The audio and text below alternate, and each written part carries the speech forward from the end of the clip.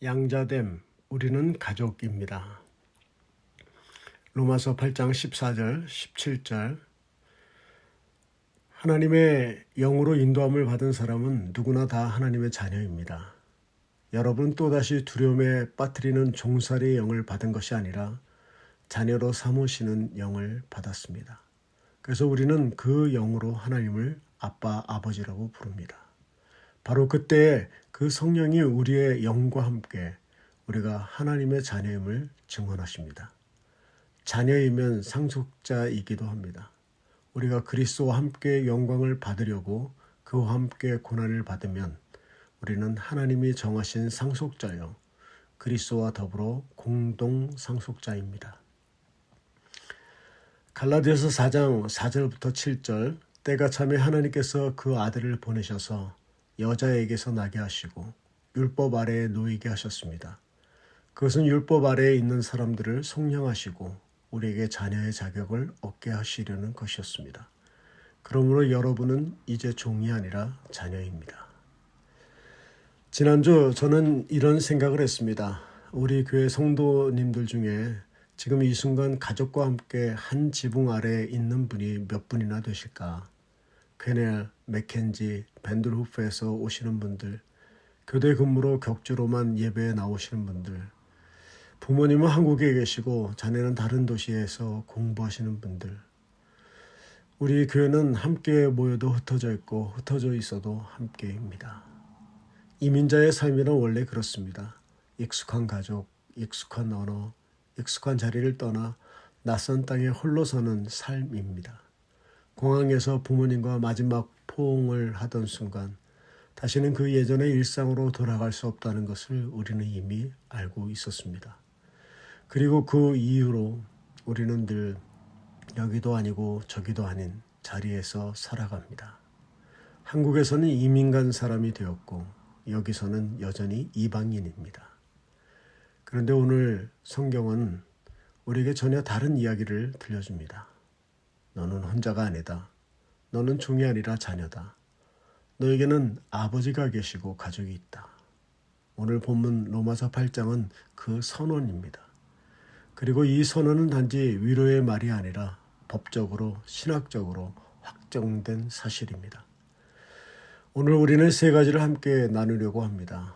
첫째, 우리가 받은 것은 종의 영이 아니라 자녀의 영이라는 것. 둘째, 그 영으로 우리가 하나님을 아빠라 부를 수 있다는 것. 셋째, 자녀된 우리에게는 상속, 곧 함께 받을 영광과 함께 질 고난이 있다는 것입니다. 이 세 가지를 통해 오늘 하루만큼은 여러분이 이 낯선 땅에서도 나는 혼자가 아니다라는 사실을 마음 깊이 확인하고 돌아가시기를 바랍니다. 이 말씀을 제대로 이해하려면 조금 더 멀리서 성경 전체를 바라볼 필요가 있습니다. 창세기에서 하나님은 아담과 하와를 만드시고 그들을 자신의 형상, 곧 자녀처럼 대하셨습니다. 그들은 처음부터 종이 아니라 아들, 딸이었습니다. 그런데 죄가 들어오면서 인간은 하나님과의 그 친밀한 관계를 잃어버리고 두려움 속에 숨는 존재가 되었습니다. 창세기 3장에서 아담이 하나님의 음성을 듣고 처음 보인 반응이 바로 두려워서 숨었습니다 였습니다.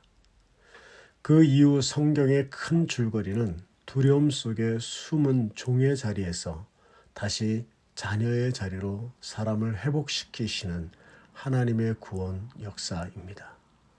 애굽에서 종이었던 이스라엘을 자기 백성으로 삼으셨고 바벨론 포로로 끌려가 소망을 잃은 백성에게 다시 돌아올 것을 약속하셨습니다. 그리고 마침내 갈라디아서 4장 4절부터 5절이 말하듯 때가 참에 하나님은 그 아들을 보내셔서 우리를 속량하시고 자녀의 자격을 얻게 하셨습니다. 에베소서 1장 5절은 여기서 한 걸음 더 나아가 이 입양이 우연이 아니라 창세 전부터 계획된 것이라고 말합니다. 하나님께서는 그리스도 예수를 통하여 우리를 자기의 자녀로 삼으시기를 예정하셨습니다. 즉 오늘 여러분이 이 자리에서 하나님을 아빠라 부르는 이 순간은 세상이 만들어지기도 전에 이미 하나님의 마음속에 계획되어 있던 순간입니다. 여러분의 입양은 즉흥적인 결정이 아니라 영원 전부터의 사랑의 계획입니다. 오늘 본문 로마서 8장은 바로 이 긴 이야기의 절정입니다. 창조 때 우리가 있었던 그 자리, 죄로 인해 잃어버렸던 그 자리로 그리스도 안에서 다시 돌아온 것입니다.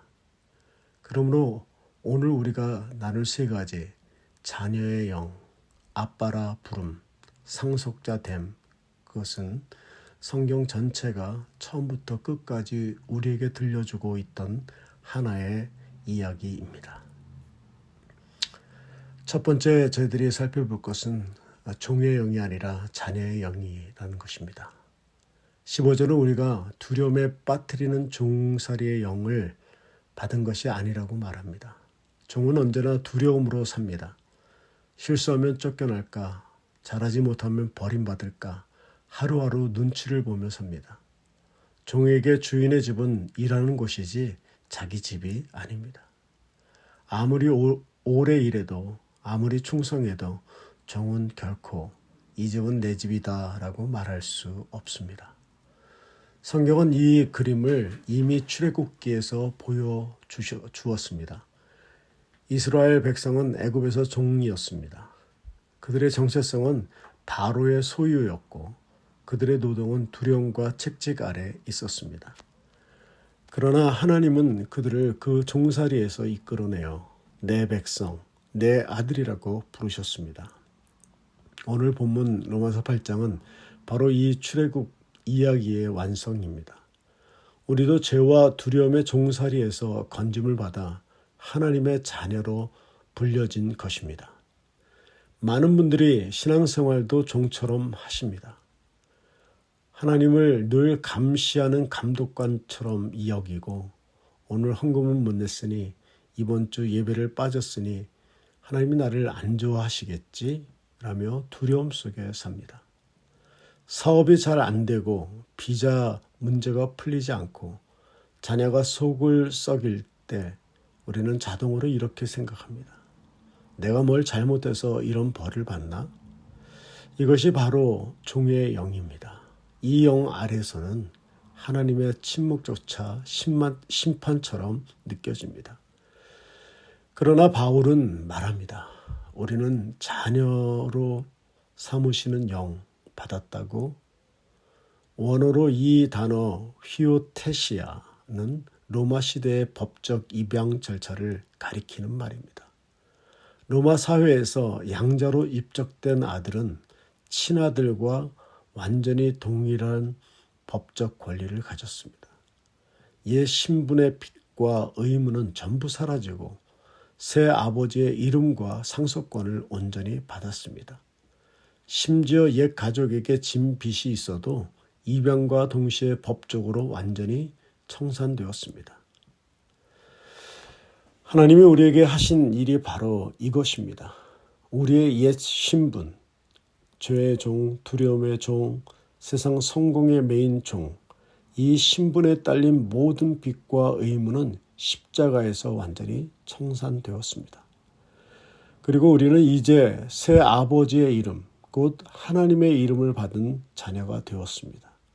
이것은 우리가 노력해서 얻어낸 신분이 아니라 전적으로 아버지의 결정과 사랑으로 주어진 신분입니다. 이 신학을 조금 더 삶으로 그려보겠습니다. 아이를 입양한 부모님들의 이야기를 들어보면 공통된 고백이 있습니다. 처음 그 아이를 품에 안은 순간 부모는 이미 그 아이를 완전히 자녀로 받아들입니다. 아이가 아직 부모의 언어를 모르고 아직 부모를 향해 엄마 아빠라고 부르지 못하고 심지어 낯설어하며 울어도 그 아이는 이미 법적으로 온전히 그 집의 자녀입니다. 시간이 지나면서 아이는 점점 그 사랑을 배우고 익숙해지지만 그 아이가 진짜 자녀가 되는 것은 적응한 이유가 아니라 입양된 그 순간부터입니다. 우리도 마찬가지입니다. 여러분이 아직 신앙이 서툴고 기도가 어색하고 성경이 낯설어도 괜찮습니다. 하나님은 여러분이 완벽한 신앙을 갖춘 다음에 자녀로 받아주시는 것이 아니라 이미 그리스도 안에서 여러분을 온전한 자녀로 받아들이셨습니다. 익숙해지는 것은 그 다음의 문제입니다. 두 번째 우리가 살펴볼 것은 아빠, 아버지, 담대히 부를 수 있는 이름입니다. 15절 마지막 부분이 참 따뜻합니다. 그래서 우리는 그 영으로 하나님을 아빠, 아버지라고 부릅니다. 아빠, 아바. 유대인 가정에서 어린아이가 아버지를 부르던 우리말로 하면 아빠의 가장 가까운 친밀한 호칭이었습니다. 종은 절대로 주인을 이렇게 부를 수 없습니다. 오직 자녀만이 이렇게 부를 자격이 있습니다. 놀라운 사실은 신약 성경 전체에서 이 아빠라는 단어가 딱 3번 나온다는 것입니다. 마가복음 14장 겟세마네 동산에서 예수님이 십자가를 앞두고 땀이 핏방울같이 되도록 기도하실 때 예수님은 아빠, 아버지요 하고 부르셨습니다. 그리고 오늘 본문과 갈라디아서 4장 6절 이 두 곳에서 바울은 우리도 성령을 통해 바로 그 예수님과 똑같은 호칭으로 하나님을 부를 수 있다고 말합니다. 이것이 얼마나 큰 특권인지 생각해 보십시오. 우리는 예수님이 하나님과 나누셨던 그 친밀함 속으로 초대받은 것입니다. 우리가 하나님께 나아갈 자격이 있어서가 아니라 그리스도 안에서 그분과 함께 그 자리에 서게 된 것입니다. 그러니 우리가 하나님 앞에 설 때 우리는 홀로 서는 것이 아니라 예수님과 함께 예수님의 이름으로 서는 것입니다. 여러분 중에 부모님과 오랫동안 떨어져 지내시는 분들이 계십니다. 전화기 너머로 아버지 한마디 하는 것도 마음이 무거울 때가 있습니다. 어쩌면 어린 시절 아버지와의 관계가 상처였던 분들에게는 아버지라는 단어 자체가 부담스러울 수도 있습니다. 그런데 하나님은 우리에게 이렇게 말씀하십니다.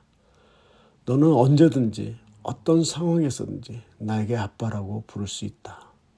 사업이 어려울 때도, 밤새 일하고 지쳐서 돌아온 날에도, 자녀 문제로 잠 못 이루는 밤에도, 부부의 어려운 관계 속에서도 우리는 두려움 없이 하나님께 나아갈 수 있습니다. 왜냐하면 우리는 종이 아니라 자녀이기 때문입니다. 이것이 우리의 기도 생활에 실제로 어떤 차이를 만듭니까? 종의 영으로 기도하는 사람은 기도문을 정확히 써야 하고 자격을 갖춰야 하고 실수하지 않아야 응답받는다고 생각합니다. 그러나 자녀의 영으로 기도하는 사람은 서툴게 말해도 눈물로 말해도 심지어 말이 막혀도 괜찮다는 것을 압니다. 어린아이가 부모에게 말할 때 문법을 정확하게 하지 않듯 우리도 하나님 앞에서 완벽한 언어를 갖출 필요가 없습니다. 아버지는 우리의 형식이 아니라 우리의 마음을 보십니다. 에베소서 1장은 우리의 입양이 그가 사랑하시는 아들 안에서 우리에게 거저 주신 은혜라고 말합니다. 우리가 아빠라고 부를 자격을 스스로 만든 것이 아니라 그리스도 안에서 값없이 주어진 것입니다. 그러니 이번 주 하루에 한 번 짧게라도 이 이름을 소리내어 불러보시길 바랍니다. 아빠, 아버지. 이 훈련이 여러분의 정체성을 다시 세워줄 것입니다. 세 번째로 살펴볼 것은 상속자입니다. 함께 받는 영광, 함께 지는 고난. 17절은 여기서 한 걸음 더 나아갑니다. 자녀이면 상속자이기도 합니다. 자녀에게는 유산이 있습니다. 우리는 하나님 나라의 상속자이며 그리스도와 공동 상속자입니다. 여기서 중요한 것은 이 상속이 우리의 자격이나 성과로 얻어진 것이 아니라는 사실입니다.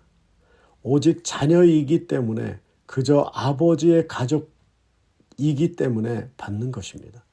그렇다면 우리가 받을 유산은 무엇입니까? 은행 잔고도 부동산도 영주권도 아닙니다. 우리가 받을 유산은 하나님 자신, 그리고 그분과 영원히 함께할 생명, 그분 앞에서 더 이상 두려워하지 않아도 될 자유입니다. 이 세상이 줄 수 있는 그 어떤 것도 이 유산을 대신할 수 없습니다. 왜냐하면 이 유산은 없어지지 않고 시들지 않고 이민의 신분이나 국경에 따라 사라지지 않기 때문입니다. 그런데 이 구절은 곧바로 이렇게 이어집니다. 그와 함께 고난을 받으면 우리는 그리스도와 함께 더불어 공동 상속자입니다. 하나님의 가족이 된다는 것은 고난이 사라진다는 뜻이 아닙니다. 오히려 그리스도와 함께 그분의 발자취를 따라 걷는 삶에는 고난이 포함됩니다. 개척교회의 재정적 어려움, 낯선 땅에서의 외로움, 사랑하는 가족과의 물리적 거리, 이 모든 고난이 우리를 하나님의 가족에서 제외시키는 증거가 아니라 오히려 우리가 그리스도와 함께 걷고 있다는 증거일 수 있습니다. 그리고 이 고난에는 중요한 단서가 붙습니다. 함께 받는 고난이라는 것입니다. 우리는 이 고난을 혼자 지지 않습니다. 그리스도께서 먼저 그 길을 걸으셨고 지금도 우리와 함께 그 길을 걸으십니다. 그러므로 우리가 오늘 겪는 어려움은 하나님의 무관심의 증거가 아니라 오히려 우리가 그분의 가족으로서 그분의 삶의 패턴, 고난 뒤에 영광이 오는 그 패턴 안에 들어와 있다는 표시입니다. 이 상속의 소망은 우리가 11월에 함께 나눌 천국 시민권 이야기와도 이어집니다. 이 땅에서의 우리의 신분이 영주권자든 시민권자든 워크퍼미션 소유자든 그 어떤 서류상의 주의든 그것이 우리의 최종 정체성이 아닙니다. 우리에게는 이 세상 그 어떤 국적보다 더 확실한 시민권, 곧 하나님 나라의 상속자라는 신분이 있습니다. 오늘 그 사실을 먼저 마음에 심어 두시길 바랍니다.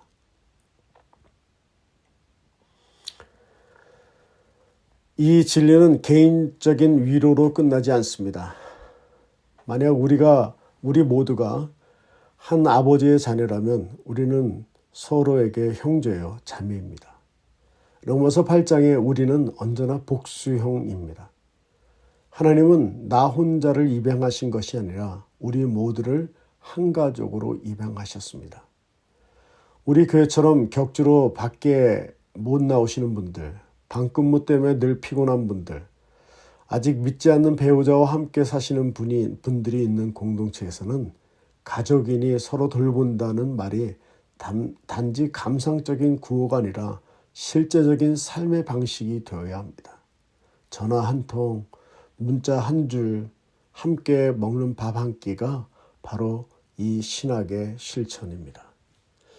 히브리서 10장 25절은 모이기를 패하는 어떤 사람들의 습관과 같이 하지 말고 서로 권하여라고 말합니다. 흩어진 교회일수록 모이는 그 짧은 시간이 더 귀합니다. 여러분이 오늘 이 자리에 오시기 위해 치른 대가, 편도 1시간, 2시간의 운전, 근무 스케줄의 조정, 피곤한 몸을 이끌고 나온 발걸음, 그 모든 수고가 결코 헛되지 않습니다. 왜냐하면 여러분은 단지 예배 참석을 위해서가 아니라 가족을 만나기 위해서 오신 것이기 때문입니다. 자, 오늘 말씀들을 좀 우리 삶에 함께 적용했으면 좋겠습니다. 첫째, 오늘부터 하나님 앞에 나아갈 때 두려움이 아니라 자녀의 담대함으로 나아가십시오. 실패했다고 느끼는 그 순간에도, 기도가 막힌 것 같은 순간에도 아빠라고 부르십시오. 그 한마디가 여러분의 정체성을 다시 세워줄 것입니다. 둘째, 여러분의 정체성을 다시 확인하십시오. 여러분은 이민자이기 전에, 직장인이기 전에 부모이거나 자녀이기 전에 무엇보다 먼저 하나님의 자녀입니다. 이 신분은 여러분의 비자 상태나 은행 잔고나 자녀의 성적표보다 더 확실하고 더 견고합니다. 오늘 하루 이 신분을 마음에 새기고 하루를 시작해 보십시오. 셋째, 지금 겪고 있는 고난을 하나님의 침묵이나 외면으로 해석하지 마십시오. 오히려 그리스도와 함께 걷고 있다는 증거로 받아들이고 그 고난 속에서도 여러분을 붙드시는 하나님께 감사를 드려보십시오. 넷째, 지금 물리적으로 흩어져 있는 가족 혹은 아직 하나님을 알지 못하는 가족을 위해 이번 주 한번 구체적으로 이름을 부르며 기도하십시오. 우리가 받은 이 양자됨의 은혜는 아직 이 가족에 속하지 못한 사람들에게 전해져야 할 이야기이기도 합니다. 다섯째, 이번 주 우리 교회 안에서 격주로 나오시는 분, 최근에 힘든 시간을 보내고 계신 분 한 분에게 짧게라도 연락을 해 보십시오.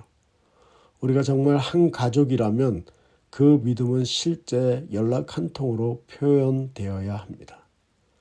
여섯째, 오늘 배운 아빠, 아버지라는 단어, 이 한마디를 이 한 주 동안 삶의 닻으로 삼으십시오. 아침에 눈을 뜰 때, 운전하며 출근할 때, 잠들기 전에 이 이름을 소리내어 불러보십시오. 처음에는 어색할 수 있습니다. 그러나 이 단순한 반복이 여러분 안에 있는 종의 습관을 서서히 자녀의 습관으로 바꾸어 갈 것입니다. 브리소지의 한인교회는 작은 교회입니다. 우리는 자주 흩어지고 자주 지치고 때로는 이 낯선 땅에서 혼자라고 느낍니다. 그러나 오늘 말씀은 분명히 말합니다. 우리는 종이 아니라 자녀입니다. 우리에게는 아버지가 계시고 우리에게는 가족이 있습니다. 그리고 이 가족은 여러분이 어디에 있든 코넬이든 맥켄지든 밴드루프든 한국이든 그 어디든 여러분을 놓치지 않습니다. 혹시 오늘 이 자리에 아직 이 가족이 속하지 않는 분이 계십니까? 여러분에게도 이 초청은 열려 있습니다. 요한복음 1장 12절은 이렇게 말합니다. 그를 맞아들인 사람들, 곧 그 이름을 믿는 사람에게는 하나님의 자녀가 되는 특권을 주셨다. 오늘 이 자리에서 처음으로 그분을 아버지로 맞아들이시는 시간이 되시기를 바랍니다. 오늘 다시 한번 그 이름을 불러봅시다. 아빠, 아버지. 함께 기도하시겠습니다. 하늘에 계신 아버지, 오늘 저희가 종이 아니라 자녀임을 다시 확인합니다. 두려움 속에 살던 마음을 내려놓고 담대히 주님을 아빠라 부를 수 있게 하신 은혜를 감사드립니다. 지금 가족과 멀리 떨어져 계신 분들, 낯선 땅에서 외로움과 씨름하시는 분들, 사업과 삶의 무게로 지친 분들을 붙들어 주십시오. 저희가 겪고 있는 고난이 주님과 함께 걷는 증거임을 믿게 하시고 이 공동체가 진짜 가족으로 서로 사랑하며 돌보게 하여 주시옵소서. 아직 주님을 알지 못하는 가족과 이웃에게도 이 양자됨의 복음이 전해지게 하여 주시옵소서. 예수님 이름으로 기도드리옵나이다. 아멘.